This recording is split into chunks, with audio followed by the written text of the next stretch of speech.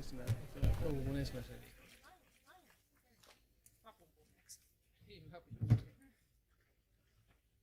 Se on tärkeä päivä. Teillähän se on tärkeää. Se on tärkeää kuin Suomessa kuin Ruotsissa. Suuri virhepäivä. Pues hola, buenos días a todos. Vamos a dar comienzo a este encuentro complutense, que como bien saben, pues ya vamos siendo fieles justo también a este espacio.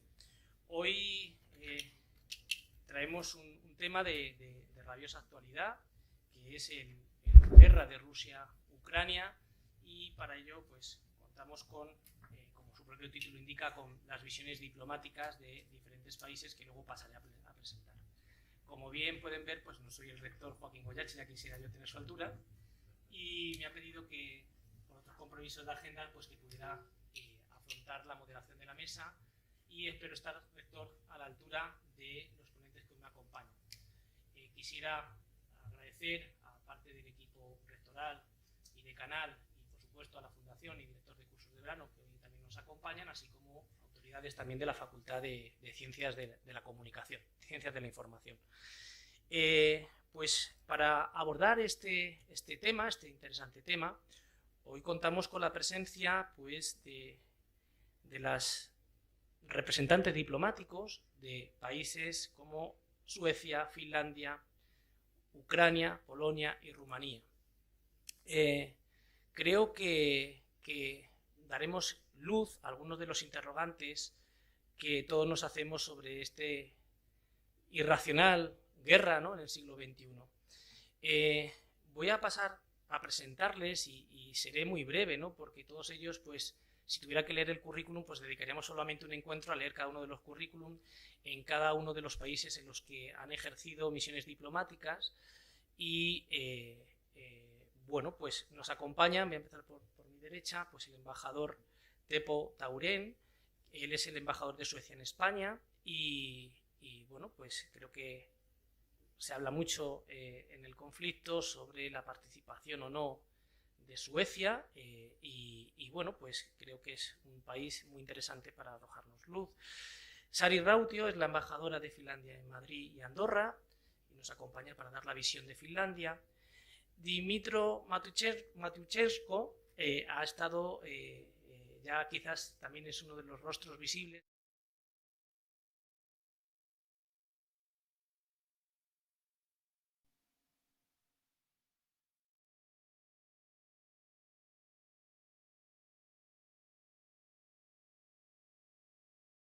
Y ha tenido bastante participación en medios de comunicación. Por otro lado, perdón, que esto siempre pasa en el directo. Vale. Tenemos por otro lado a Karina Bensenowska. Ella es la jefa de la misión diplomática y encargada de negocios de Polonia. Y en mi ala izquierda, en el extremo de la mesa, pues a Florin Blat, que es el ministro consejero de la Embajada de Rumanía, encargado también de negocios.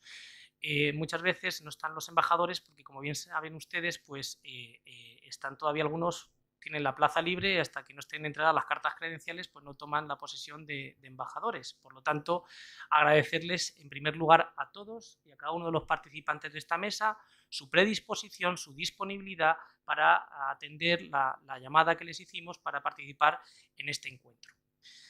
Este encuentro que, como decimos, ponemos el foco en un conflicto que empieza el día 24 de febrero, pero que ya antes, para toda la comunidad internacional, pues se veían movimientos un tanto extraños cerca de la frontera de Ucrania. Y el formato que vamos a adoptar pues van a ser una serie de preguntas para que podamos ver esas visiones diplomáticas y las visiones de cada país con respecto al conflicto, ¿no? También quiero aprovechar para saludar a la gente y a las personas que nos siguen por internet a través del streaming, por lo tanto vaya desde aquí nuestro saludo también. Y yo la primera pregunta que quisiera lanzar a la mesa es, desde el punto de vista diplomático, ¿qué es lo que ha podido fallar, ¿no?, para que nos encontremos en la situación en la que hoy nos encontramos? Por lo tanto, abro el fuego y el primero o primera que quiera responder es ¿qué podríamos haber hecho desde el punto de vista diplomático para no haber llegado quizás a esta situación si es que pudiera haber tenido otra resolución u otra perspectiva, ¿no? Por lo tanto, es vuestro, como queráis. No sé quién quiere abrir en este momento. También hacer un pequeño inciso, el encargado de negocios de la Embajada de Rumanía nos tendrá que dejar una I5 porque tiene un compromiso con Josep Borrell y nos dejará, no penséis que es que nos abandona, sino que nos lo ha programado antes y lo quería dejar planteado en la mesa. Por lo tanto, en esta primera pregunta, quien quiera, pues abrimos fuego. Tal vez yo voy a empezar, con su permiso. Primeramente, muchas gracias por este evento. Agradezco al señor rector, vicerrector, al director de cursos de verano. Yo recuerdo hace muchos años cuando yo estudié aquí, pasé los cursos de verano aquí y era una acogida maravillosa, muy recordable para mí. Respondiendo a la pregunta, lo que sí que falló era la responsabilidad internacional y las actuaciones por parte de los países del mundo, porque no es la primera vez que Rusia viola el derecho internacional. Desde el momento cuando se disolucionó la Unión Soviética, Rusia trataba de una forma o de otra establecer sus regímenes en los países que un día formaban parte de la Unión Soviética y a través de estos regímenes títeres controlar y expandir su influencia en la región. Podemos recordar los conflictos de Moldavia, de Georgia, de Siria también últimamente. Ahora pasó en 2014 Ucrania y la respuesta que hubo por parte de la comunidad internacional en 2014 era muy flaca, lo que fue interpretado por el régimen del Kremlin como una propuesta para mayor expansión, para mayor agresión, lo que está aconteciendo ahora en Ucrania a partir del 24 de febrero. Las conclusiones que deberíamos haber tomado antes son las siguientes. Primero, que no hay pequeñas violaciones del derecho internacional. Toda violación del derecho internacional necesita una respuesta contundente por parte del mundo colectivo. Es como en derecho. Hay responsabilidades y hay derechos. Si la persona o la entidad viola el derecho, tiene que responder por eso. Por no ser así, va a ser interpretado por esta persona, por entidad o por el país con el régimen como ahora tenemos en Rusia, que es una flaqueza, que es una propuesta para continuar con aún mayor refuerzo sus políticas agresivas.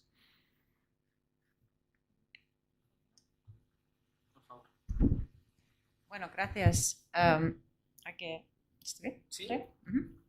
Bueno, gracias por organizar el evento y el tema, claro, es muy, muy interesante e importante y bueno, yo creo que está muy bien que nuestro colega de Ucrania ha empezado con sus comentarios y quisiera acompañarle en sus comentarios de que no hay pequeñas brechas de derecho internacional, que tenemos que reaccionarlos a todos y tenemos que prever también cómo podríamos evitar que pasen estas brechas.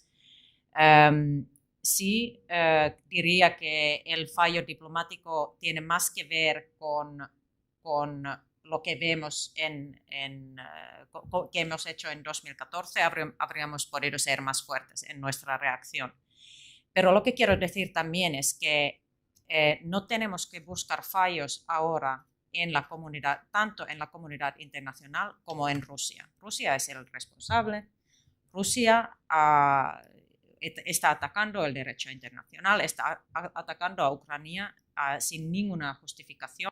Ya lo ha hecho en otros otros países, quizá con menos fuerza, pero lo ha hecho. Yo no quisiera tampoco decir que ha sido un fallo intentar buscar una manera de convivir con Rusia, lo que ha hecho la Unión Europea, los países que son vecinos de Rusia. Hay que intentar buscar una manera de convivir, pero al mismo tiempo, si el otro partido no está cooperando, tenemos que estar siempre dispuestos a sanciones, a reacciones muy fuertes cuando no está respetando el derecho internacional, también las reglas de seguridad europea. Pero bueno, lo que quiero decir es que sí, quizás han habido fallos, tenemos que aprender, tenemos que ser más fuertes ahora, pero lo más importante es ser claro, la responsabilidad es en Rusia. Bueno, por mi parte también muchísimas gracias por organizar este evento y yo estoy completamente de acuerdo con mi colega finlandesa y el colega ucraniano. Lo que sí se nota ahora, aunque sí, claro, se puede decir que hemos hecho fallos, pero una consecuencia de lo que ha pasado últimamente es que la comunidad internacional, por lo menos la comunidad internacional occidental, está mucho más unido que nunca en esta cuestión. Y eso sí, no sé si el señor Putin pensaba en esto cuando invadió a Ucrania, pero aquí estamos, si se ve la situación en la Unión Europea, se ve la situación en la OTAN y la cooperación transatlántica. Estamos muy decididos en nuestro apoyo a Ucrania, pero también en nuestro negativismo contra Rusia. Y eso sí es un efecto de nuestra determinación en este asunto. Y yo creo que, por ejemplo, nosotros no somos miembros de la OTAN, pero si se piensa en el debate en la OTAN hace 2-3 años, yo creo que había mucho debate sobre qué es el objetivo de OTAN. Ahora es muy claro cuál es el objetivo de OTAN. Y eso también, esa situación en Ucrania ha evolucionado el debate sobre la posición de cuál es el rol de OTAN, y eso es el rol histórico de OTAN, de defender Europa.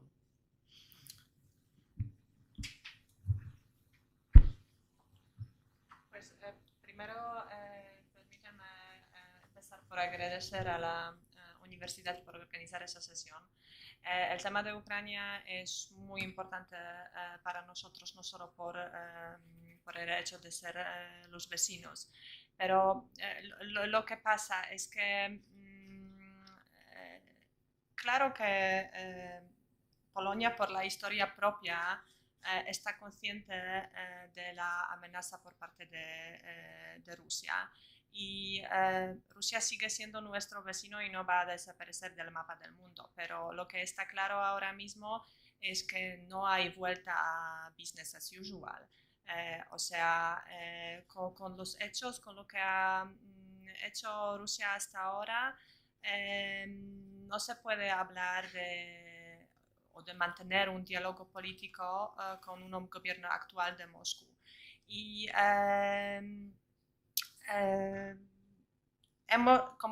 como vecino de Rusia hemos advertido de la amenaza por parte de Rusia desde siempre. En 2014, justo antes de los acontecimientos de febrero de ese año, y Rusia se ha excluido a sí misma del círculo de países civilizados. Las votaciones en las organizaciones internacionales, en la ONU, han comprobado que Rusia no es un socio para fiar, no es un socio con quien se puede hacer negocios. Y ahora solamente tenemos que aprender en nuestros errores y hacer frente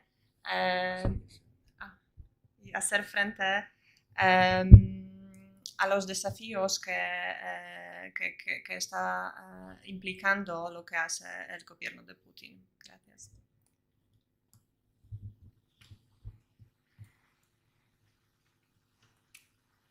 Muchísimas gracias por la invitación, estimado rector, vicerrectores y director de cursos de verano. Es para mí muy difícil, como me imagino para mi colega de Polonia, decir que Rumanía fue uno de los países que siempre advirtieron sobre lo que podría pasar. Y lo hicimos, como Dimitri ha dicho, después de la situación en Georgia, también lo que pasó en República de Moldova y también después de la invasión de Crimea. Las noticias que recibimos el 24 de febrero de la invasión, eso sí, es claro que es un ataque sobre un país libre, un país democrático, un país soberano, y es algo que nosotros creíamos que nunca se hubiera pasado en Europa en el siglo XXI. Es un ataque a los valores, al derecho internacional. Es un momento oscuro para Ucrania, pero también para Europa y para el orden mundial, para la comunidad internacional. Es por eso que la respuesta a la pregunta que si han tenido fallos es muy difícil ahora. Necesitamos el tiempo de analizar lo que pasó. Lo que nosotros podemos confirmar como países de la Unión Europea es que el diálogo ha siempre sido de nuestra parte una herramienta. La disponibilidad, la correctitud ha siempre sido la posición. Y, no es fácil ahora. Pienso que es la historia a decir que pudiéramos hecho mejor. Gracias. Pues partiendo de la premisa que está clara, ¿no? de la invasión unilateral por parte de Rusia hacia Ucrania, está claro que tiene unas consecuencias de todo tipo que abordaremos, pero la primera que nos viene quizás a todos, y quizás por los informativos y los diferentes medios que consumimos, pues es el tema de las personas, ¿no? Más de 3 millones y medio de refugiados que evidentemente pues a los primeros países, aunque España también está muy volcada en esa labor, pues los países colindantes pues me imagino que estáis recibiendo, ¿no? En este sentido yo quería preguntar a través de los embajadores y especialmente pues a Dimitro, cómo están viviendo la solidaridad y qué medidas están percibiendo de países de la Unión Europea y también los más próximos a Ucrania, pues para aliviar, si es que se puede aliviar de alguna manera, las consecuencias de este irracional conflicto. Muchas gracias por esta pregunta. Muchas gracias. Las consecuencias humanitarias son devastadoras porque tenemos aproximadamente 12 millones de personas desplazadas, 7 millones internamente y otros 5 millones ya han tenido que buscar su refugio en otros países, principalmente de la Unión Europea. El mayor impacto, el flujo migratorio lo ha tenido Polonia. Por parte de la comunidad europea vemos las actuaciones muy rápidas, efectivas, y agradecemos también al gobierno de España que ya ha acogido 110.000, más de 110.000 ucranianos que han venido desde 24 de febrero. Y las actuaciones eran muy rápidas, principalmente en lo que se refiere a la acogida de los niños, personas discapacitadas.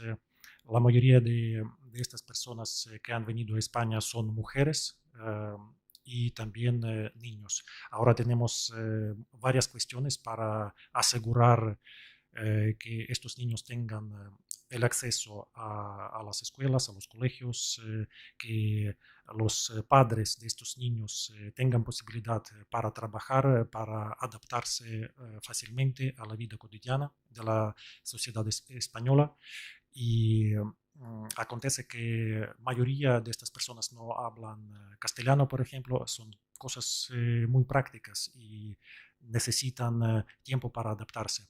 Y además se necesita también la adaptación para los niños en los colegios, porque cuanto más fácil para el niño, tanto menos estrés ellos van a tener. Porque es evidente que hay varias personas que han venido después de los bombardeos, ya han vivido los bombardeos, evidenciado la violencia y también se trata de una necesidad de adaptación psicológica de estas personas.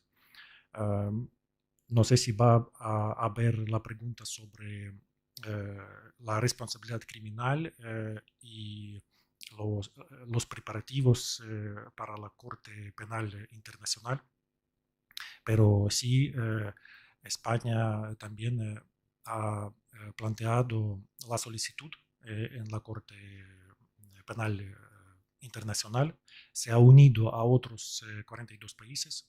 En general son 42 países, España es entre estos países, solicitando la responsabilidad de Rusia por los crímenes de guerra en Ucrania. Sí, pues según los datos proporcionados por la Guardia Fronteriza Polaca, hasta hoy más de 2.7 millones de personas han cruzado la frontera con Polonia. Entre ellos, sobre todo los ucranianos, pero también los representantes de otras nacionalidades. Y Polonia está dispuesta a acoger a todos los que huyen de la guerra de Ucrania, independientemente de la nacionalidad. Estamos cooperando de una manera muy estrecha con otros países miembros, tanto de la Unión Europea como de la OTAN, como con los Estados Unidos, la ONU, otras agencias humanitarias. Y de hecho, sí necesitamos un apoyo financiero, pero tenemos las capacidades de acoger incluso más personas. Desde los principios de marzo en Polonia se ha introducido una ley especial que facilita el acceso al mercado laboral, a los servicios médicos, al sistema educativo, a oportunidades económicas para todos los ucranianos que huyen de la guerra. Ahora tenemos más de 150.000 de niños ucranianos ingresados, matriculados en las escuelas polacas. Cada niño ucraniano va a recibir una ayuda mensual, al igual como los niños polacos, que es un flagship program del gobierno polaco para ayudar a los niños superar el terror, el horror de la guerra. Además, ha sido establecido un programa gubernamental Ayuda para Ucrania por valor de 100 millones de euros. Y lo que cabe destacar es que el conflicto en Ucrania ha desencadenado una movilización social estupenda, maravillosa de la ciudadanía polaca, que está ofreciendo sus propias casas, sus propias camas a los desconocidos, a los ucranianos, para ayudarles y acogerles en las casas. Por eso en Polonia no se necesita crear unos campos de refugiados, porque hay una respuesta solidaria de la ciudadanía tan tremenda que simplemente ayuda a los ucranianos. Gracias. Sí, quisiera continuar un poquito más desde este punto de vista más general.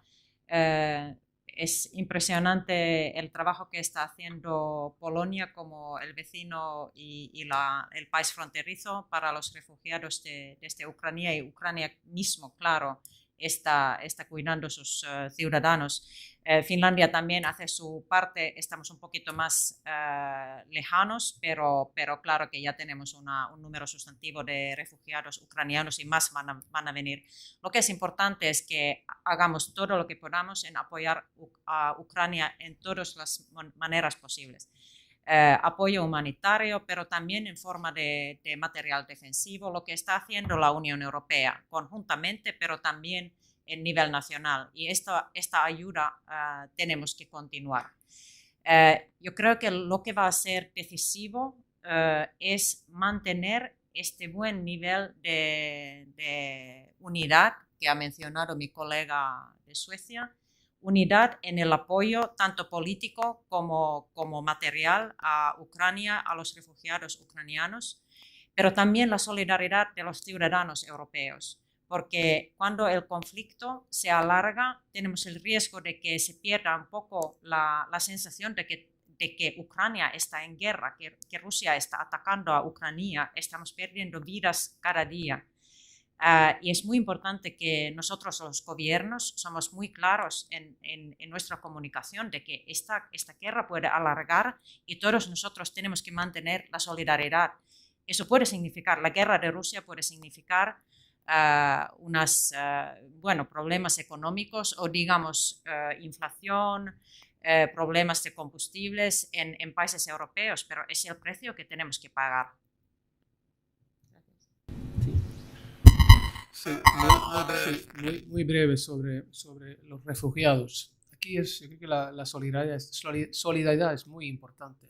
Nosotros, Suecia, tampoco no somos país fronterizo en este caso, pero sí recibimos ciudadanos ucranianos que vienen de Suecia.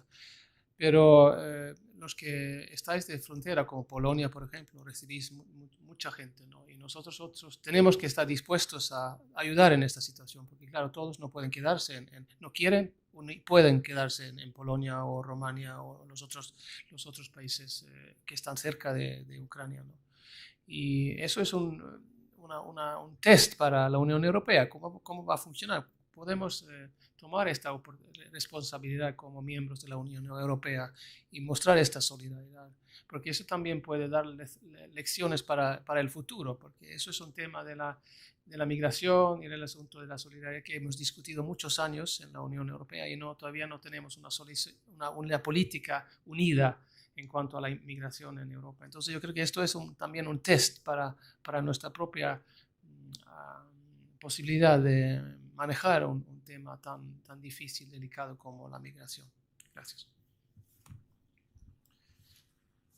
Las cifras de ayer de la policía de la aduana rumana son que más de casi 800.000 personas ucranianos han entrado en Rumania.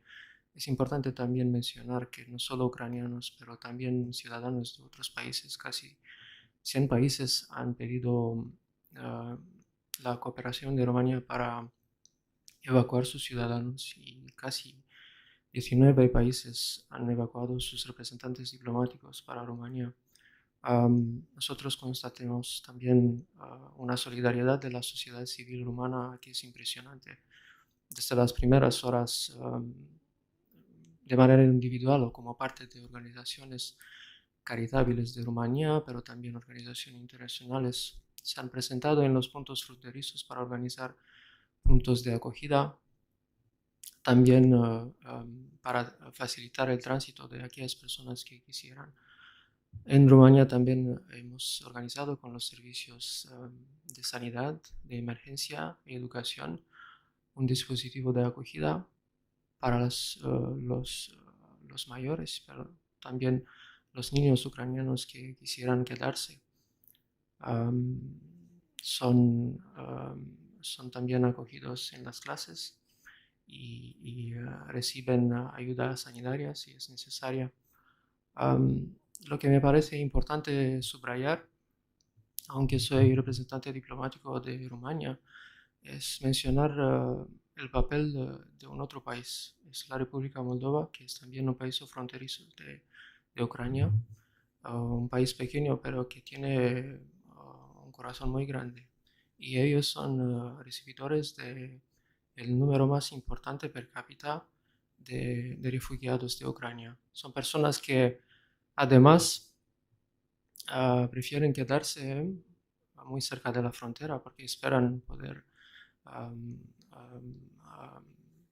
acercarse de sus hogares cuando eso es posible. Y en ese sentido quisiera mencionar la conferencia internacional organizada para Alemania y Francia en Berlín el 5 de abril. Una conferencia que ha lanzado la plataforma de solidaridad con República de Moldova y que ha recibido resultados extraordinarios, más de 71 millones de ayuda por los refugiados ucranianos que quedan en República de Moldova. Y también préstamos y ayudas de más de 200 millones de euros, por lo que es que va a seguir. Entonces, lo importante es subrayar también el papel de los servicios de los estados fronterizos, pero también el papel de la sociedad civil, que fue impresionante. Y por eso, gracias a haber mencionado la solidaridad europea, de los ciudadanos europeos. Está claro que la solidaridad en los momentos en los que más crudeza esta guerra está mostrando, ¿no? A través de los medios, ¿no? Y como tenemos ese acceso a la información más que nunca ahora, ¿no? Que seguimos minuto a minuto el conflicto, pues evidentemente todos los países de la Unión y especialmente los colindantes con Ucrania pues están mostrando su mejor versión. Aunque entraremos ahora a valorar un poco cómo están funcionando los organismos internacionales en esta guerra, me gustaría que pudierais valorar. Ayer anunciaba nuestro presidente del gobierno que hará una visita a Kiev. No dan más datos de la visita, puesto que, como pueden entender, pues se hace con cautela y con bastante reserva. Son ya varios altos dirigentes que han visitado la capital. Y en este sentido, pues va desde la presidenta de la Comisión, Ursula von der Leyen, ha ido el alto representante de política exterior, Josep Borrell, ha estado también la presidenta del Parlamento Europeo, Roberta Metsola, incluso el primer ministro de Polonia. ¿Y cómo valoráis desde vuestra perspectiva estas visitas? ¿Qué aporta la visita de un presidente? ¿Qué hace en pro para dar visibilidad mejor al conflicto? ¿Cómo valoráis estas visitas? Y si solamente se quedan en algo estético o hay algo más detrás que realmente supone una importancia vital para el devenir de este conflicto, de esta guerra.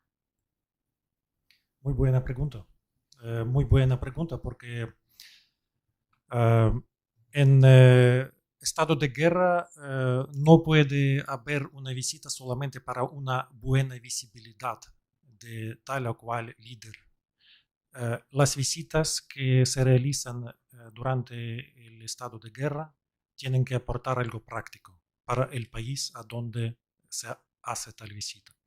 Y todas las visitas que Ucrania ha recibido últimamente de los mandatarios de otros países tenían como fondo los resultados muy prácticos, principalmente en lo que se refiere a armamento.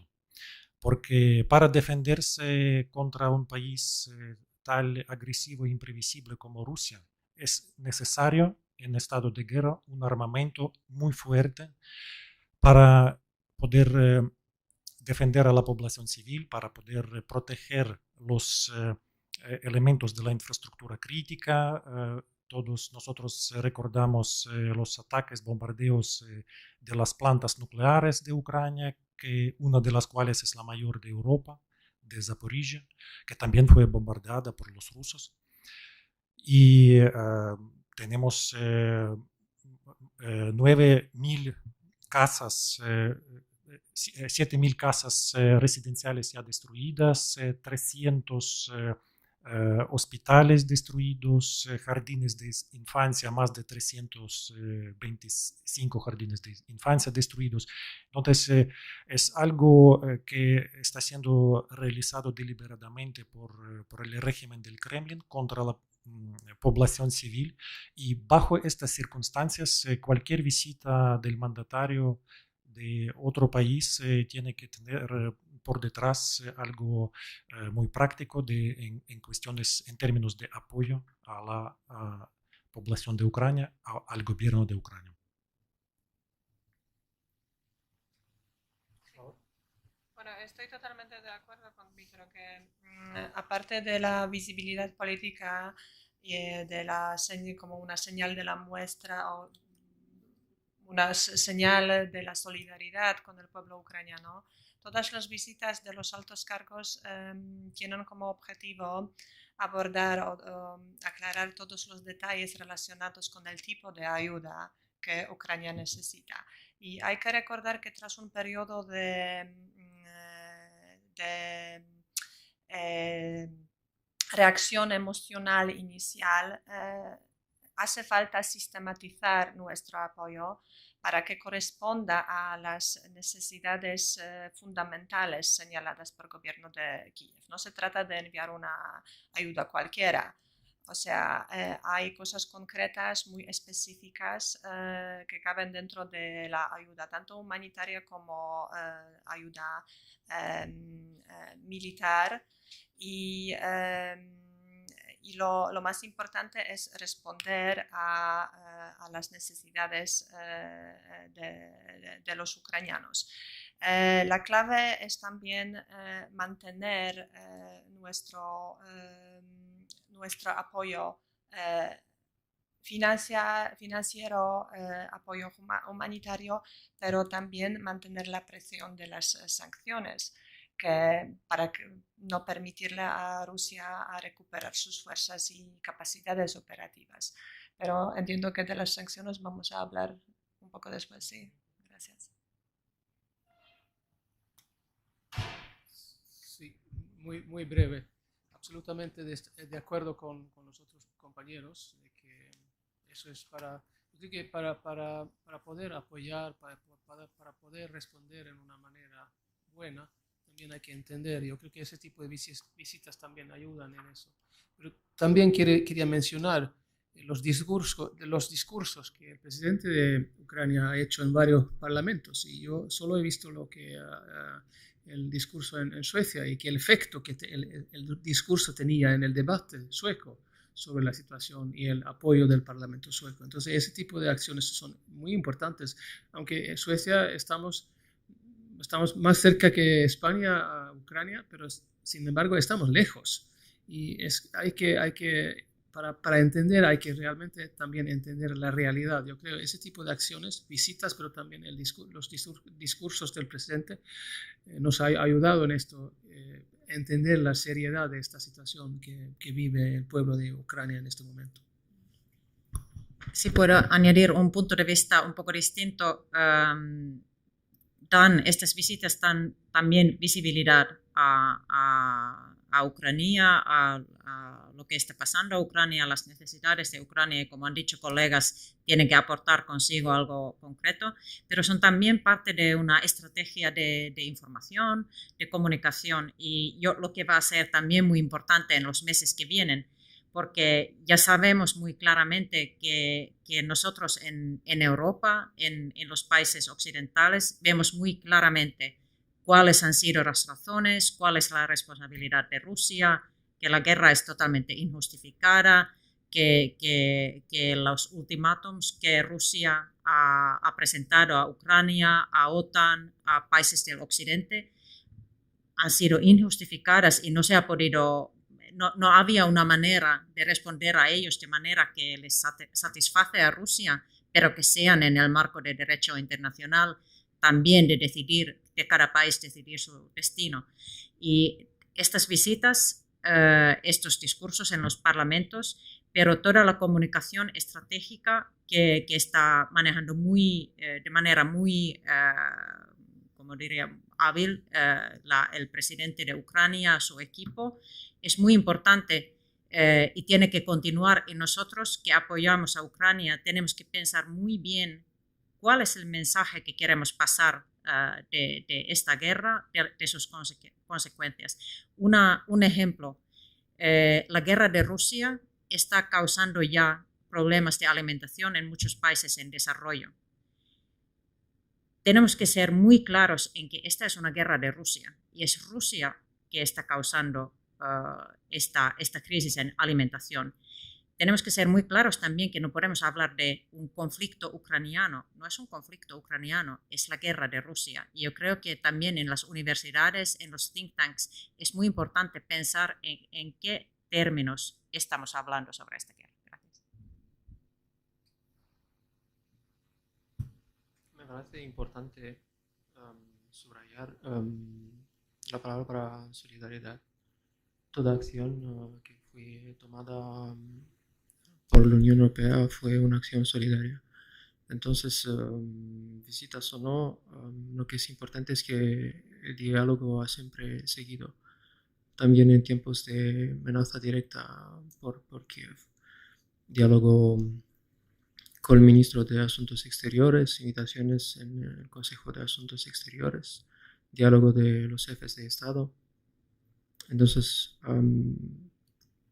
lo que la Unión Europea ha hecho en este caso me parece el señal más importante. También solo quisiera aprovechar de la ocasión para señalar lo que creo que habéis visto, que ayer nuestro ministro de Asuntos Exteriores ha anunciado que Rumanía también, después de hacer los trámites de administrativo y de seguridad, va a reabrir su embajada en Kiev. Bien, partiendo también de una base, ¿no?, que estamos en la Universidad Complutense de Madrid, que es la universidad pues, con mayor tradición en el sistema universitario español, y justo además en esta Facultad de Ciencia de la Información, Dimitro, hacerte extensiva la invitación, como ya te comenté, de dar oportunidad a Zelensky de participar en el Consejo de Gobierno, lo hago en nombre de nuestro rector, para que pudiera también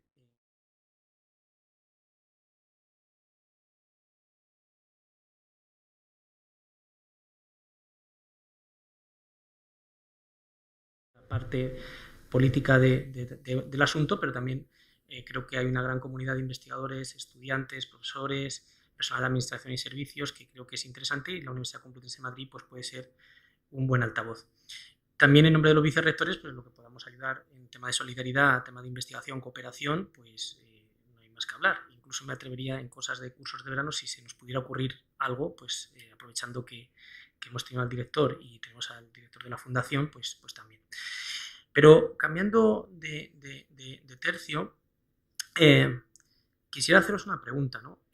Los organismos internacionales y las grandes potencias, pues es muy importante, ¿no?, la posición y postura que van adoptando, y en este sentido hablo de la Unión Europea, la OTAN, la ONU. Estamos haciendo todo lo que podemos. ¿Sería algo mejorable?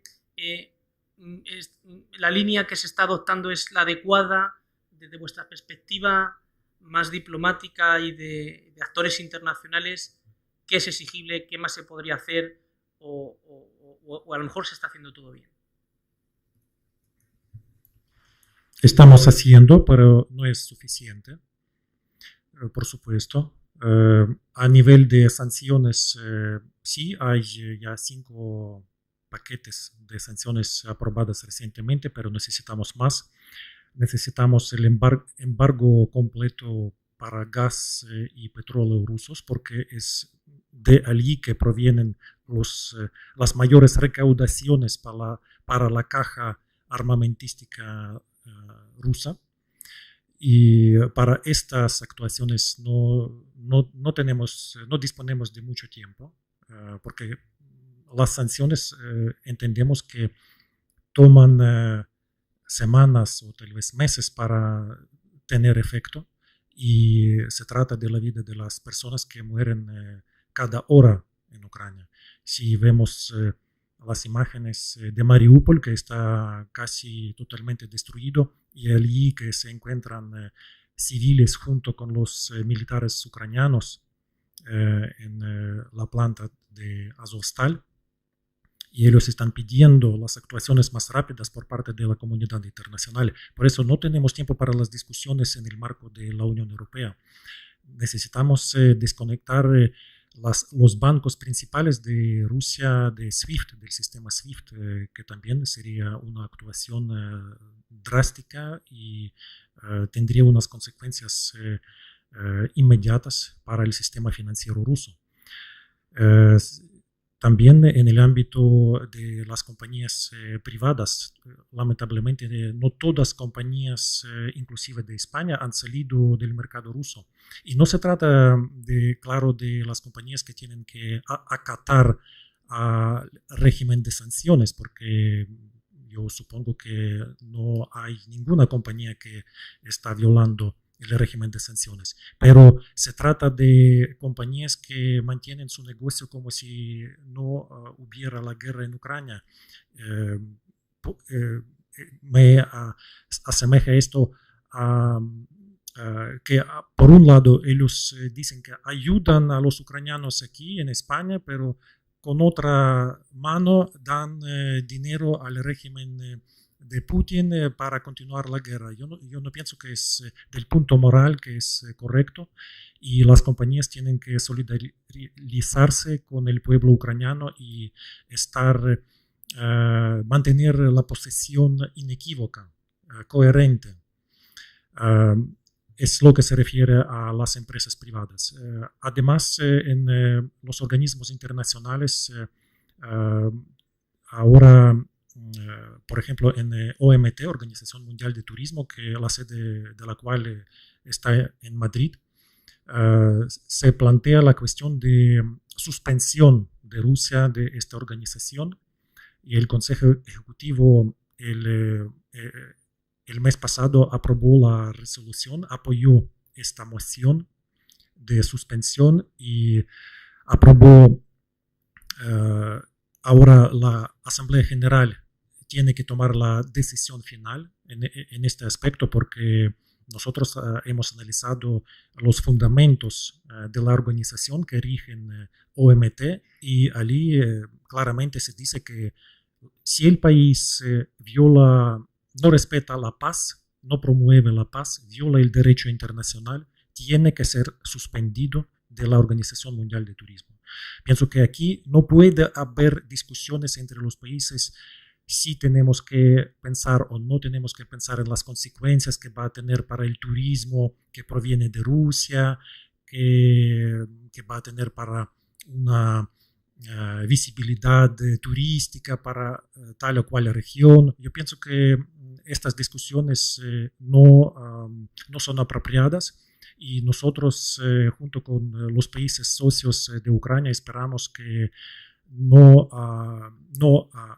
tengamos países que opongan a esta resolución de la Asamblea General, que esperamos el 28 de abril, que sea tomada la decisión. Esperamos que sea tomada la decisión con una mayoría absoluta, que necesitamos 2/3 de los países. Y es una otra actuación en el marco de los organismos internacionales, porque Rusia en el marco de organismos internacionales tiene que entender que no se trata solamente de responsabilidad de sanciones económicas, sino también de responsabilidad a nivel de relaciones internacionales.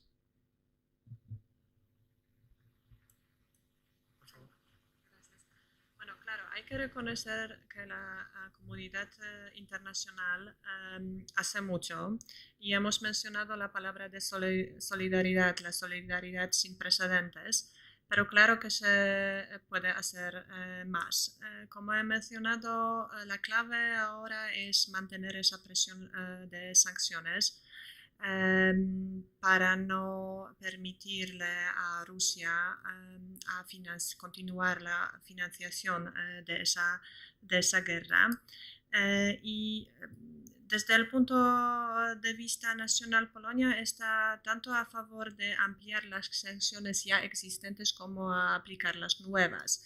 Y tanto a nivel individual como a nivel diplomático y económico. A nivel individual estamos a favor de sancionar a todos los oligarcas, a las empresas rusas que con su financiación están alimentando al régimen de Putin. A nivel diplomático estamos a favor de expulsar a los diplomáticos rusos, sobre todo a los que desempeñan un doble papel. En nuestro caso ya hemos expulsado más de 45 personas y a nivel económico Polonia está entre uno de los países con un plan más radical de abandonar la dependencia energética de los recursos energéticos de Rusia. Tenemos un plan de introducir un embargo total al carbón ruso este mes y a finales del año abandonar la dependencia de petróleo y gas ruso. Aparte de las sanciones, lo que ha mencionado Dmytro, suspender la membresía de Rusia en los organismos internacionales es una señal política, pero también es algo que hay que hacer simplemente para mostrar no solo la solidaridad con los ucranianos, pero la condena de lo que hace Rusia a nivel internacional. Gracias.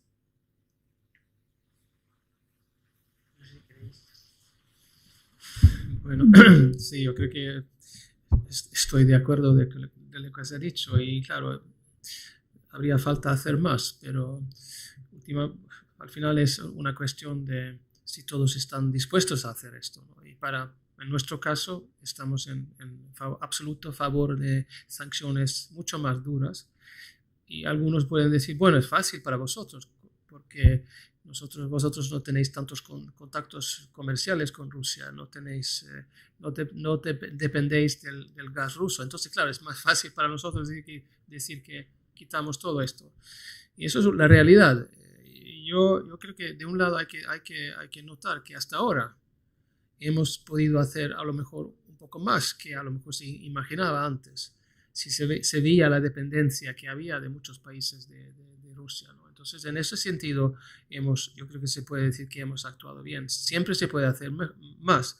Yo creo que el desafío va a ser, sí, como lo comentó la compañera finlandesa, si esto sigue, ¿cómo vamos a aguantar esto? Porque habrá mucha presión en muchos países de que sufrimos nosotros. Aunque nosotros como país estamos de acuerdo que sí, ahora tenemos que sufrir, ¿no? Todos para solucionar esta situación, para apoyar a Ucrania. Pero seguramente vamos a tener un debate político muy difícil en muchos países cuando la situación económica se empeore en los próximos meses.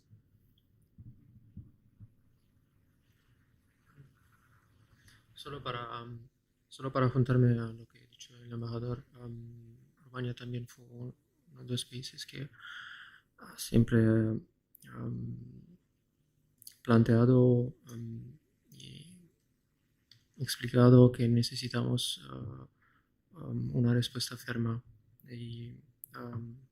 frente a los actos atroces y las imágenes que recibimos de ciudades como Bucha y ahora Mariupol. Solo para confirmar que Rumania es uno de los países que se ha sumado al llamamiento frente a la Corte Penal Internacional para investigar lo que ha pasado bajo de la ocupación de las Fuerzas Armadas rusas. Por seguir avanzando y prometo ya ser de las pocas intervenciones que haga desde la mesa para dar voz y palabra a los asistentes, ¿cómo estáis viendo o valorando o cómo están llegando las famosas fake news sobre esta guerra en cada uno de vuestros países, ¿no? Porque estamos también ante una guerra que se televisa, pero también una guerra y propaganda muy mediática, ¿no? Los datos fluctúan, uno no sabe ni dónde informarse para encontrar realmente cosas que sean muchas veces la realidad.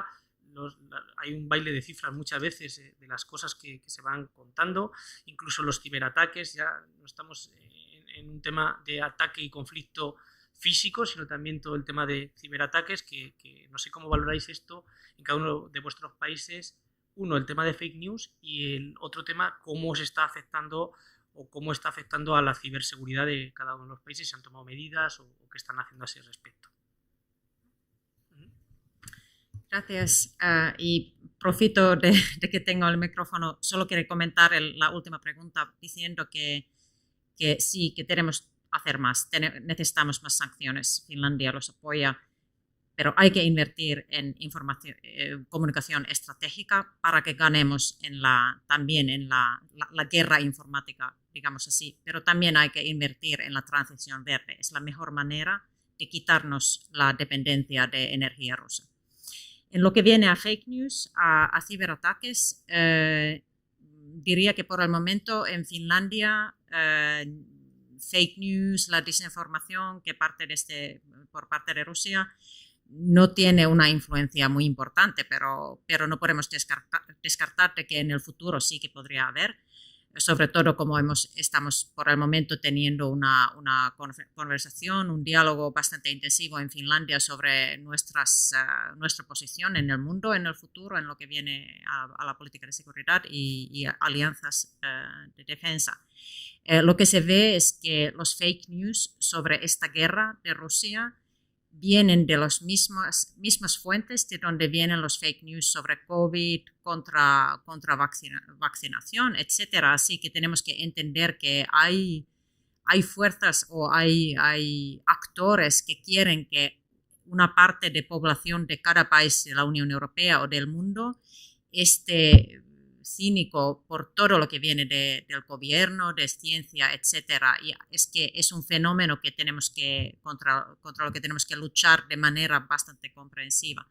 En lo que viene a ciberataques o amenazas híbridas, yo podría hacer una referencia a un libro blanco que nuestro gobierno justo viene de publicar la semana pasada, que ha pasado al Parlamento, que trata de manera de fomentar la seguridad de nuestro país de manera comprensiva. Y eso tiene que ver con todo. Son las amenazas híbridas que tenemos que entender y contradecir. Tenemos que fortalecer nuestra defensa contra ciberataques. Tenemos que fortalecer la resiliencia de la población, y en eso fundamental es que la población entienda los medios de comunicación, entienda lo que está pasando, que entienda lo que es fake news, que haya una confianza entre ciudadanos, haya una confianza de los ciudadanos a los gobiernos. Estas son las maneras comprensivas de fomentar la seguridad. Gracias.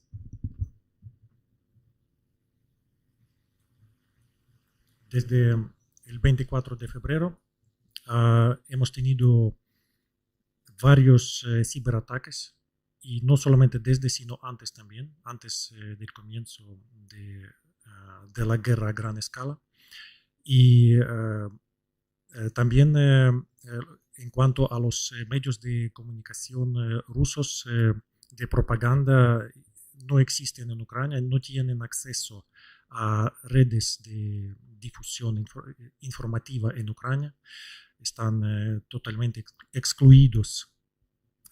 Y pienso que son actuaciones muy correctas de imponer la prohibición para tales medios de comunicación rusos que no aportan la información objetiva, que dan unas ideas distorsionadas, que distorsionan la opinión pública y pueden interferir en los asuntos internos de varios países. Pienso que es una amenaza muy grande para la democracia europea, y las actuaciones tanto a nivel de la Unión Europea como a nivel de España tienen que ser más contundentes, porque vemos que hay algunos medios rusos de propaganda rusos que todavía continúan presentes.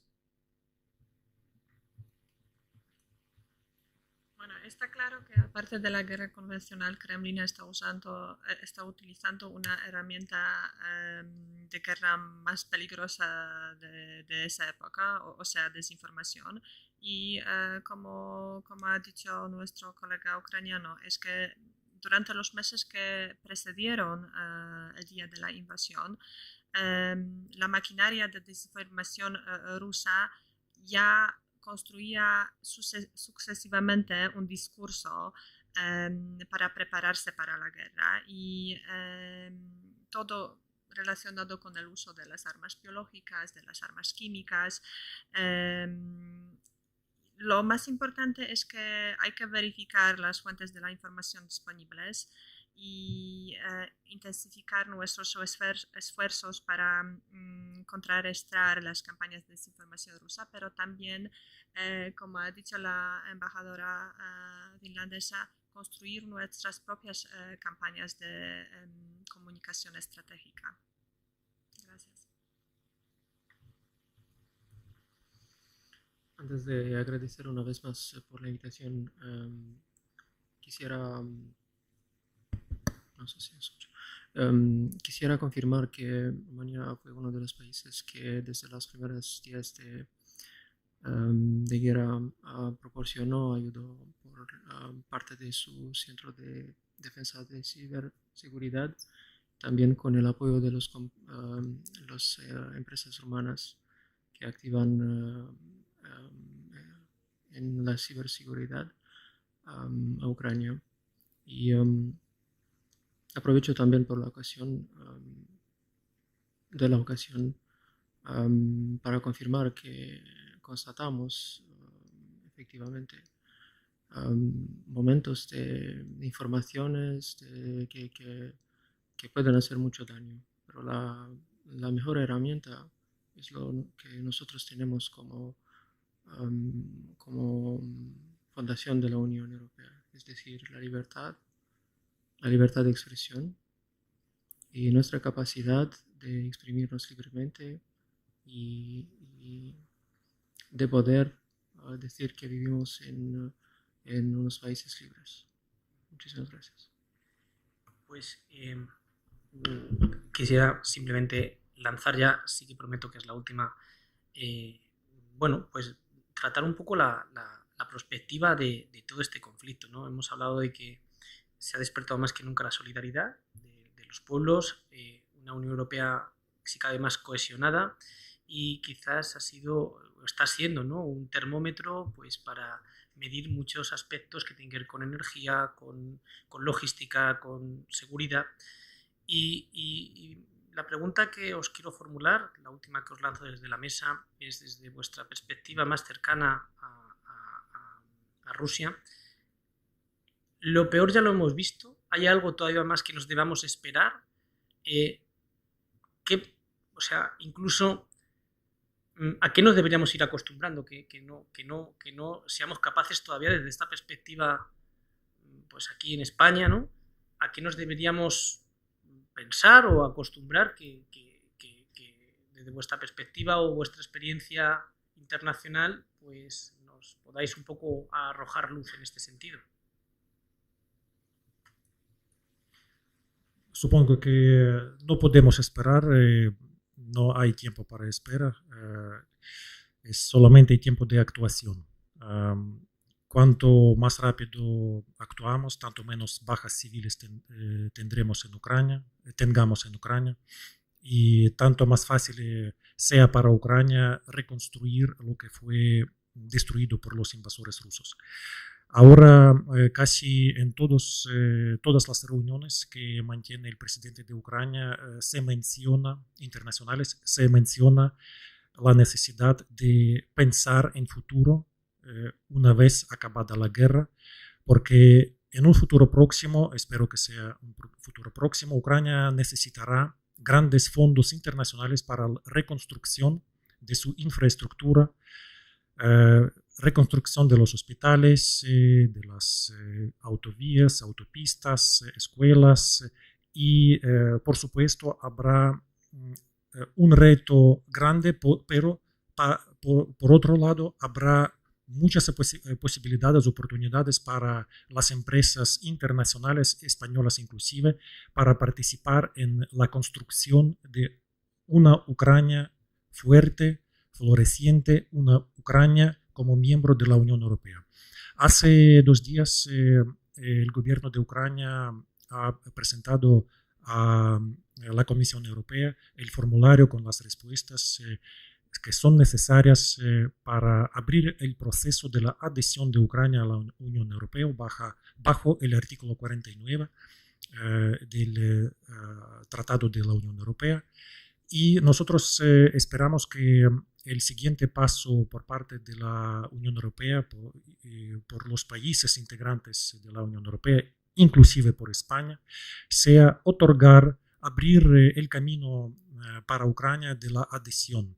Adhesión con un gran compromiso que Ucrania dentro de poco tiempo, según el proceso facilitado y más acelerado, sea el miembro de pleno derecho de la Unión Europea. Es algo que no es solamente simbólico para el pueblo ucraniano, porque ahora más de 85% de los ucranianos quieren que Ucrania sea miembro de la Unión Europea, sino también un elemento muy eficaz para promover tanto los estándares como infundir la promesa a los empresarios, a los ucranianos comunes, que dentro de poco necesitamos un poco resistir, pero dentro de poco vamos a ser parte de la familia europea. Y pienso que no hubo ningún otro país de la Unión Europea que está formando parte de la Unión Europea ahora que ha pagado el precio tan alto para solamente ser, por su ambición de ser un día el miembro de la Unión Europea. Es lo principal. Ahora en las actuaciones financieras también necesitamos los fondos internacionales, el compromiso financiero para poder financiar a largo plazo las obras de reconstrucción y de apoyo humanitario a la población ucraniana. Tenemos cuentas abiertas en el Banco Nacional de Ucrania de apoyo tanto a las Fuerzas Armadas de Ucrania como para los fines humanitarios de Ucrania, y se puede hacer transferencias bancarias desde cualquier país del mundo y en diferentes divisas. Es algo que ya se puede hacer y ya tenemos muchos ingresos, inclusive desde España, de los ciudadanos y de las empresas, entidades comerciales españolas que ya están aportando en esto. En el ámbito educativo, lo que se necesita hacer ahora primero es ayudar a aquellos ucranianos que están siendo desplazados a otros países. A España ya han venido, como yo he mencionado, más de 110.000 de las personas. 67% de estas personas tienen educación superior.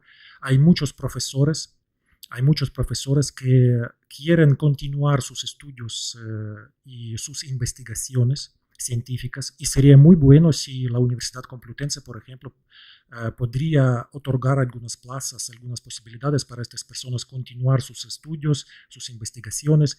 Además, tenemos estudiantes ucranianos jóvenes que tuvieron que huir de la guerra y quieren también continuar sus estudios. Es otro campo de actuación práctica que podemos abordar en más detalle después de nuestra reunión.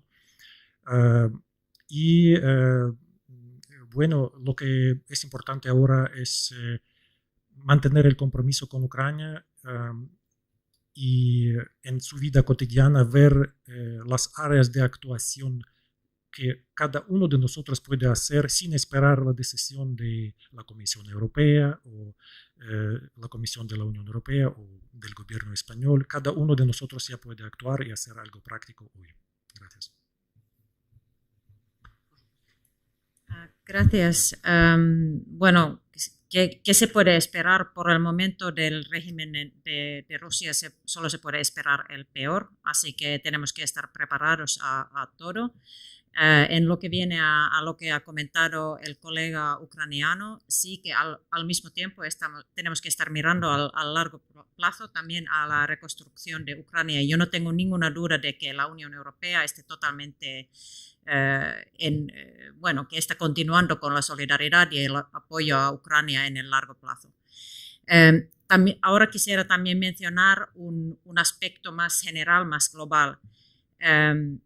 Como hemos dicho muchas veces, Ucrania está luchando por la democracia, por la libertad, por Estado de Derecho, por nuestros valores, pero también para derechos humanos. Vemos lo que está haciendo Rusia, está brechando los derechos humanos, aparentemente cometiendo crímenes de guerra. Tenemos que lucharlo juntos. Pero este conflicto, esta guerra de Rusia tiene también efectos de largo plazo. Por ejemplo, ¿qué está haciendo China? Es un país que quiere ser el líder mundial, también moral, no solo económico, pero también moral. Quiere ver que las reglas de la ONU sean de su gusto, pero no está condenando lo que está haciendo Rusia en Ucrania. Y Rusia está aparentemente cometiendo crímenes de guerra.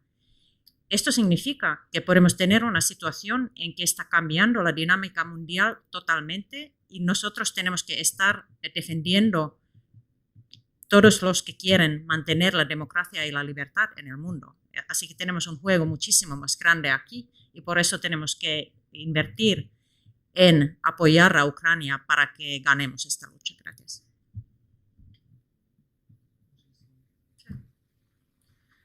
Bueno, Putin ha demostrado en varias ocasiones que no es un socio fiable y que desgraciadamente todo puede pasar. Estoy convencida de que todos estamos indignados por las fotos de Bucha y los ataques ante los civiles, entre ellos los niños, la infraestructura no militar, los hospitales, las escuelas. Todo eso hay que tener en cuenta que los únicos culpables son los rusos y esperamos que todos los responsables por esas atrocidades y esos crímenes de guerra sean llevados ante la justicia. En cuanto a la recuperación, la reconstrucción de Ucrania, bueno, ahora estamos en guerra, pero habrá un momento cuando hay que invertir en la reconstrucción de Ucrania y Polonia está dispuesta a contribuir de una manera significativa. De hecho, junto con los suecos vamos a organizar una conferencia internacional de donantes el día 5 de mayo en Varsovia. Para primero mostrar nuestra solidaridad con el pueblo ucraniano, pero para recolectar el dinero, sobre todo para ayudar a la reconstrucción de Ucrania tras la guerra. A nivel político, como ha dicho nuestro colega ucraniano, hay que apoyar las aspiraciones europeas de Ucrania, que está pagando un precio increíble por sus simples aspiraciones de pertenecer a la familia europea. Y sobre todo hay que condenar lo que hace Rusia porque es la única culpable de la situación en la que estamos ahora. Gracias. Sí, un breve comentario. Bueno, en cuanto a el asunto de reconstrucción y compromiso financiero, yo creo que ahí estamos y vamos a seguir ahí. Yo creo que el papel de la Unión Europea aquí es muy importante y va a seguir muy, muy importante en el futuro. Las aspiraciones europeas de Ucrania, algunos de nosotros no hemos estado tan explícitos en cuanto a cuándo puede ser miembro de la Unión Europea Ucrania. Y no es porque estamos en contra de nada, sino es un proceso que cada país tiene que pasar, porque también hay otros países que están en la lista. Tenemos los Balcanes occidentales, con los cuales también tenemos este diálogo sobre la entrada en la Unión Europea. Nosotros sabemos que el proceso, antes de que un país entra en a la Unión Europea, es un proceso muy importante en cuanto a la adaptación del país a las realidades de la Unión Europea. Y esto es un proceso en el cual la Unión Europea está dispuesta a apoyar al país para poder estar listo ser miembro de la Unión en un día. Y eso es un proceso que vamos a tener también con Ucrania, cuando hemos pasado los pasos que hay que pasar para poder entrar en las fases concretas en cuanto a la adhesión a la Unión Europea. Gracias. Raluca. Bueno, buenas tardes, Raluca Talos, consejera diplomática en la Embajada de Rumanía. Agradezco por la invitación igualmente. Quisiera solo decir que a este punto es bastante difícil hacer valoraciones, pero vamos a ver lo que es importante para nosotros. Rumanía es el firme apoyo al claro reconocimiento de la perspectiva europea, no solo de Ucrania, pero también de Georgia y República de Moldavia. Y aprovecho para subrayar también el impacto negativo de esta crisis generada por Rusia, eso es claro, en la seguridad de la vecindad oriental de la Alianza Nordatlántica. Y por esto hablamos, por supuesto, de la región del Mar Negro. Y de nuestro punto de vista, la postura de disuasión y defensa a largo plazo de la OTAN debe transformarse y reforzarse en el futuro, especialmente en el flanco este y el Mar Negro. Pero por el momento lo que es cierto es que Rumania ha apoyado y va a continuar a apoyar una respuesta contundente de la comunidad internacional, por supuesto, en solidaridad con todos los países. Gracias. Pues muchas gracias. Yo creo que ahora tenemos a dos personas, tanto Ana como Irene, que tienen micrófono, con la finalidad de que los asistentes, que veo estudiantes, profesores, personal de administración y servicios, incluso vicerrectores y decanos, pues que podáis tomar ahora el protagonismo vosotros, con la finalidad de que podáis plantear a la mesa las cuestiones que os inquieten o que queráis despejar alguna duda. Por lo tanto, ¿hay alguien? Tenemos aquí una mano levantada y luego posteriormente, si os parece, hacia allí.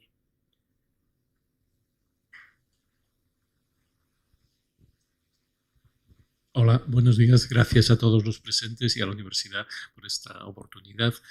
Aunque peino canas, soy estudiante de Historia en la facultad de la Complutense. Se me ocurren, tenía una lista de preguntas, pero no quiero acaparar, y entonces voy a hacer en realidad solo una. Se ha hablado de... y hablando de diplomacia, claro, estamos hablando de organismos internacionales. El representante de Ucrania nos ha hablado de la Organización Mundial del Turismo y de la eventual expulsión de Rusia de este organismo, pero hay otras muchas más agencias de las Naciones Unidas, la Unión Internacional de Telecomunicaciones, la Organización Mundial de la Salud, la Organización Mundial del Comercio, etcétera, etcétera, etcétera. Pero a nivel más alto, quizá mi pregunta va a que es posible que ahora se pueda plantear con cierto éxito una reforma del funcionamiento de las Naciones Unidas y en concreto del Consejo de Seguridad con su sistema de varios vetos y que, por lo que se ve, o en mi opinión, no está dando en este tipo de crisis los resultados que debería dar. Es el momento de plantearlo, se puede plantear, ¿tendría algo de éxito? Gracias. Si ustedes abren la Carta de las Naciones Unidas, ustedes van a ver la lista de los países que fueron fundadores, son fundadores de las Naciones Unidas y quienes son los miembros de pleno derecho de las Naciones Unidas. Y si ustedes van a leer, ustedes no van a encontrar Rusia, la Federación de Rusia, entre la lista de los países. Es una de las preguntas que hace poco planteó el representante de Ucrania en Nueva York. Tenemos que ver los documentos fundamentales que nos van a decir quién es quién y quién tiene derecho para algo o no tiene derecho para algo. Y claro que las Naciones Unidas tienen que cumplir su papel. Y principalmente en la guerra desatada por Rusia, a mí me gustaría unas actuaciones más rápidas y más eficaces por parte de consejos de seguridad, por ejemplo, o de la organización en general. En lo que se refiere a otros organismos internacionales, tenemos que ver no solamente los documentos fundadores, sino también los principios, los que rigen las relaciones internacionales. Y si vemos la acta final de Helsinki, podemos ver que 6, por lo menos, principios fundadores de acta final de Helsinki ha sido violada abiertamente por Rusia. Además, volviendo a la Carta de las Naciones Unidas, también los principios fundamentales de relaciones internacionales han sido violados por Rusia de una forma descarada. Y por supuesto que la respuesta de los países integrantes de diferentes organismos internacionales ellos tienen que tomar en consideración la gravedad de lo que está haciendo Rusia para mostrar que hay precio que el Kremlin y este país agresor tienen que pagar. No sé si hay alguna respuesta más. Si es así, pues que sea sintética. Si no, pasamos a la siguiente pregunta que nos formulas.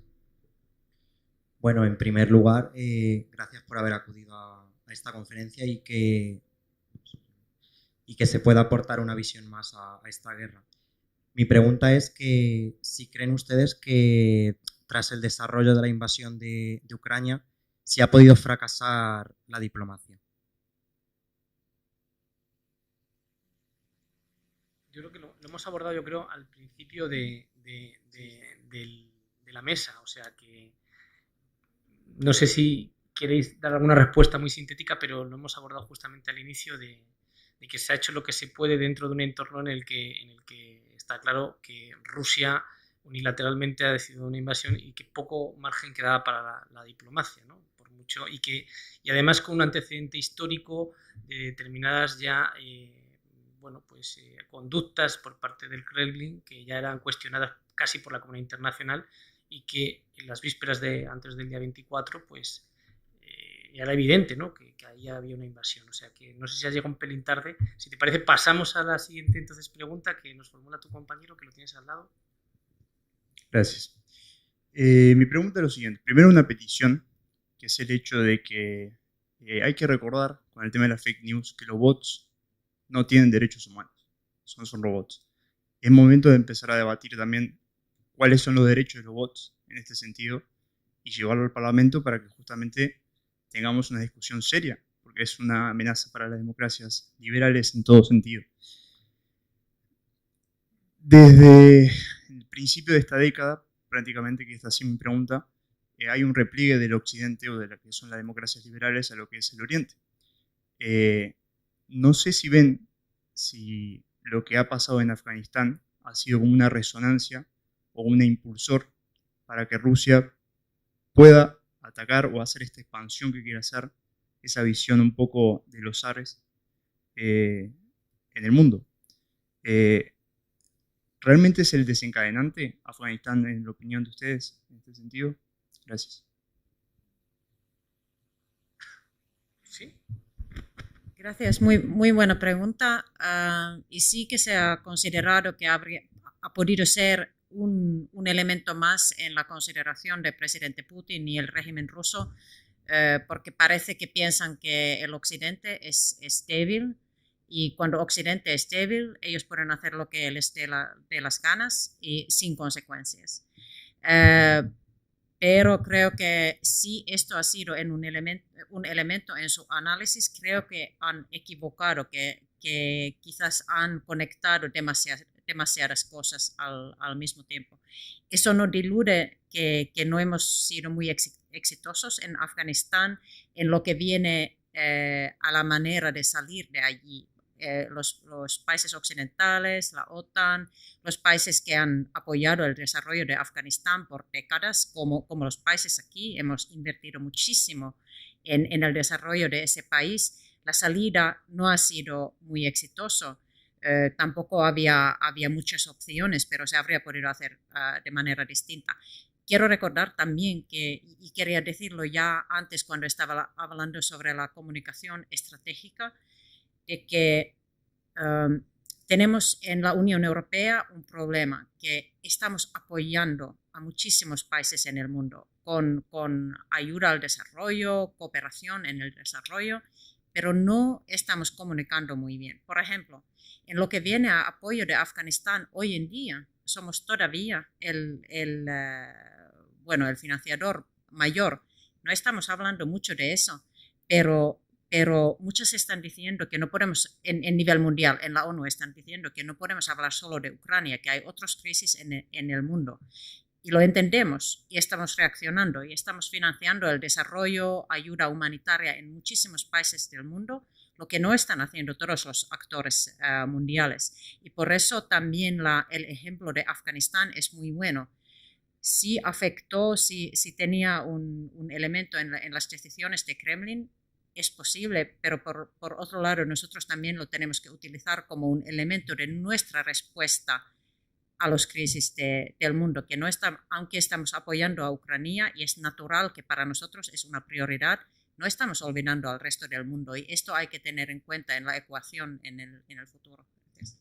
Tenemos dos palabras pedidas, la vicerrectora de estudiantes, Rosa de la Fuente, y tenemos luego, vale, abrimos un poquito más turnos y pedimos, pues eso, mayor concreción en las preguntas y adelante, sí. Rosa. Bueno, muchísimas gracias a todos los representantes diplomáticos.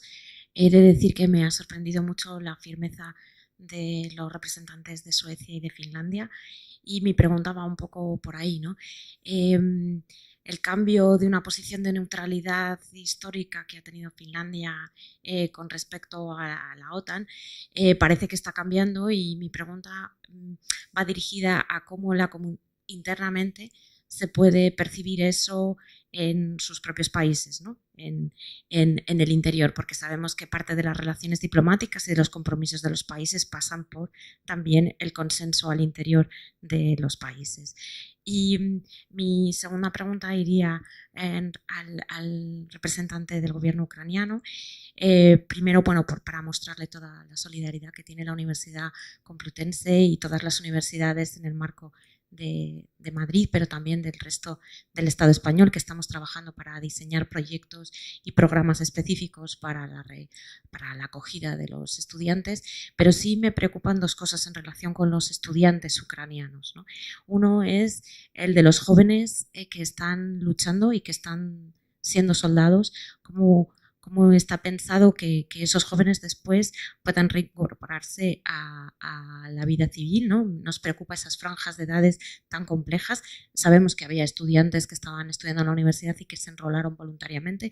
Si nos puede contar un poco sobre esos jóvenes y también cómo se están manteniendo las universidades ucranianas, que es algo que nos sorprende, que pese a todo se están manteniendo las universidades dando clase online y trabajando con los estudiantes precisamente por esa obsesión que tenemos las universidades de no parar ni siquiera en los momentos más complicados, ¿no?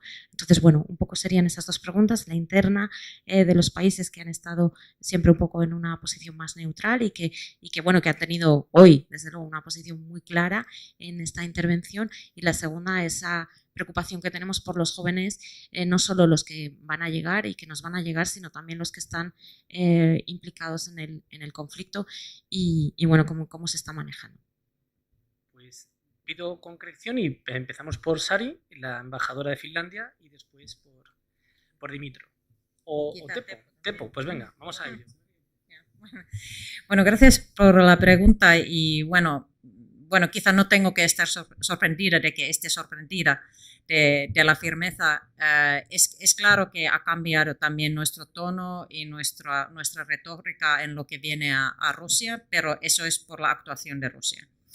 Al principio de esta discusión yo he dicho que no fue un fallo intentar convivir con Rusia, aunque sabíamos que no es un Estado perfecto, no es un Estado totalmente democrático. Hoy en día ya no es democrático, es autoritario, es casi una dictadura si estamos mirando lo que está pasando ahí. Y hemos intentado buscar una manera de vivir con este vecino. Y eso también ha significado que, aunque hemos visto bastante claramente lo que pasa, no decimos todo de manera muy fuerte para buscar diálogo, para buscar maneras de ayudar a un desarrollo quizá hacia un país más democrático. Hoy en día está claro que no hay este desarrollo. Ya no podemos continuar así. No hace falta que hablemos de cosas con pseudónimos, que las cosas son como son y podemos ser muy claros. En lo que viene a la situación interna en Finlandia, ha cambiado también la invasión, la guerra, la violencia total de Rusia, ha cambiado mucho la opinión pública en Finlandia. Y bueno, que ven a Rusia como un agresor, no tiene mucha simpatía a este gobierno. Un ejemplo muy concreto es que si todavía en otoño 21, el otoño pasado, el apoyo de los ciudadanos a una posible membresía de Finlandia en la OTAN fue a como 30%, y bueno, había 30% contra, el resto no sabían qué decir. Hoy en día el apoyo de los finlandeses a una membresía finlandesa en OTAN es de 68%. Así que yo creo que eso es un ejemplo muy concreto, pero quizá mi colega sueco quiere comentar un poco más. Bueno, gracias. Yo creo que en nuestro caso, no sé si el tono ha cambiado tanto, porque en los últimos, yo diría ya los 6, 7, 8 años, hemos tenido una estrategia doble, en el sentido que hemos sido muy claros en cuanto a estamos en contra de las acciones de Rusia, por ejemplo, en Crimea, ¿no? De un lado. De otro lado, siempre hemos intentado tener este diálogo con los ciudadanos, con los contactos entre ciudadanos suecos y contactos con ciudadanos rusos que siempre hemos tenido, aunque no somos vecinos así como Finlandia, pero siempre ha existido este contacto. Y hemos pensado que a través de estos contactos también podemos ayudar a reformar Rusia, pero parece que eso no ha funcionado y ahora estamos en una situación mucho más grave. Y claro, lo que ha pasado en la guerra en Ucrania, la invasión a Ucrania, significa que nuestra situación de seguridad ha cambiado. Nosotros siempre hemos buscado una política de defensa, de seguridad con estabilidad, con predicción, ¿no? Pero estamos en una situación que todo ha cambiado muy rápidamente, aunque ya hemos visto los señales desde ya 2014, ¿no? Pero lo que ha pasado después del 24 de febrero ha cambiado todo. Y eso se nota también en la opinión pública en Suecia. Hay una sensación de inseguridad y también en Suecia ha cambiado las cifras en cuanto a la opinión pública que tiene que ver con la OTAN, y nosotros también ahora tenemos una mayoría en favor de la membresía en la OTAN. Estamos ahora en un proceso de analizar nuestra situación de seguridad, y el gobierno ha iniciado un grupo de trabajo junto con la oposición que va a presentar su informe antes del fines de mayo, y vamos a ver cuál será el resultado. Pero claro, es obvio que la idea de ser miembro de OTAN está en la mesa mucho más claramente que antes. Antes había algunos partidos que habían dicho que deberíamos estar en la OTAN, pero el debate es que ha cambiado completamente en los últimos meses. Y hasta en el Partido Socialdemócrata, que es nuestro partido más grande, donde siempre he tenido dudas sobre la OTAN, se también nota que dentro del partido ya hay un debate interno sobre si es necesario cambiar esa posición, que nos ha servido muy bien eso de ser no alineados. Eso ha sido nuestra política en los últimos 20 años. No somos neutrales, no usamos la manera de la palabra de neutralidad. Es semántico, puede ser, pero para nosotros no es semántico, porque no somos neutrales en relación de la Unión Europea, por ejemplo. Pero eso de ser no alienados nos ha servido muy bien. Pero ahora estamos en otra situación, y eso es por la amenaza de Rusia. Así es, claro. Hemos, a partir del 24 de febrero, más de 100.000 personas se han unido a las Fuerzas Armadas o a las unidades de defensa territorial, y de estas personas, gran parte son los estudiantes, que eran ayer los estudiantes. También hay profesores, también hay empresarios que ahora están con las armas defendiendo el país. Lo más importante ahora es preservar las vidas de estas personas, porque no habrá ningún problema para retomar las clases, para que estas personas retomen las clases. Por eso todavía para nosotros es importante recibir tanto chalecos antibalas, cascos, para disminuir las bajas. En cuanto a las universidades, sí, algunas están dando las clases online. Al mismo tiempo tenemos que tomar en cuenta que aproximadamente 1.141 escuelas, universidades, institutos en Ucrania fueron dañados por los bombardeos. De ellos, 91 ya fueron totalmente aniquilados, ya no existen.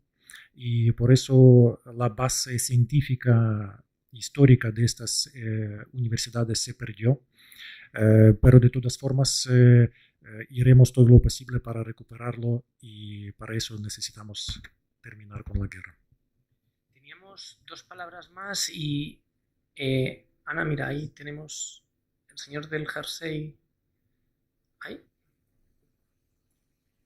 Gracias, buenos días. Lo primero, gracias a la universidad por organizar la sesión y a los ponentes por participar. Mi pregunta intuyo que puede tener, va abierta a la mesa, pero intuyo que puede tener distintas respuestas según los países sean vecinos de Rusia que un poco más alejados. ¿Cómo ven ustedes que puede influir la actitud del pueblo ruso, con todo lo difícil que es hablar de la actitud del pueblo ruso, en la evolución próxima y futura del conflicto? Gracias.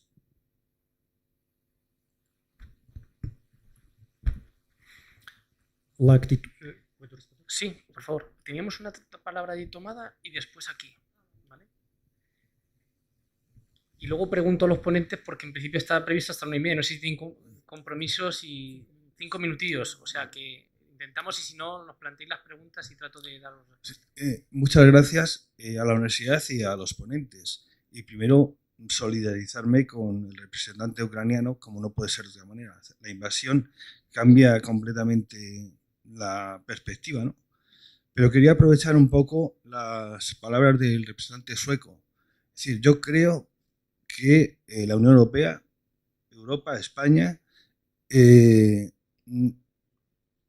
estamos en la OTAN y estamos alineados con la OTAN, yo creo que erróneamente. Es decir, antes la representante finlandesa hablaba de China y de su rol. Yo digo, Estados Unidos invadió Irak.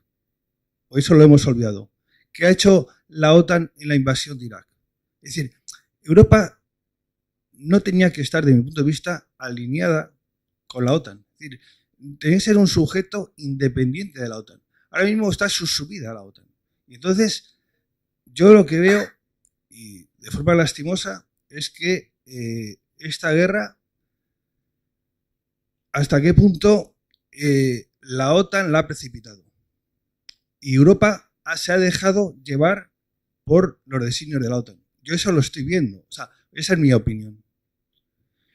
Estados Unidos no pertenece a la Corte Penal Internacional. Yo me alegro de que a los rusos, a Putin, le lleven a la Corte Penal Internacional. Pero Estados Unidos no está en la Corte Penal Internacional.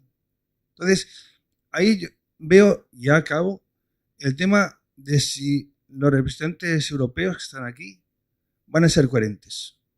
Es decir, Israel ha invadido a Palestina cuando la Unión Europea ha hecho algo diferente a declaraciones. Entonces, o somos coherentes la Unión Europea o estamos alineados, en el peor sentido de la palabra, con la OTAN. Y a Estados Unidos, que tiene intereses propios, no tiene intereses democráticos, etcétera, etcétera.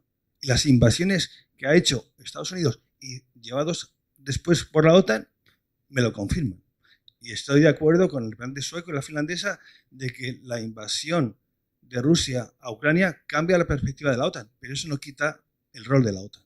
Vale, pues si podemos dar alguna respuesta o simplemente compartir o no la opinión de la persona que ha formulado su reflexión, pues os diría sintéticamente, y si no, no sé si queréis aportar algo más a lo que ha comentado. Hay una última pregunta, pues vamos a la ultimísima pregunta, es que no hay tiempo para más porque de verdad el compromiso de los embajadores... Sí, es muy concreta a los miembros de la mesa.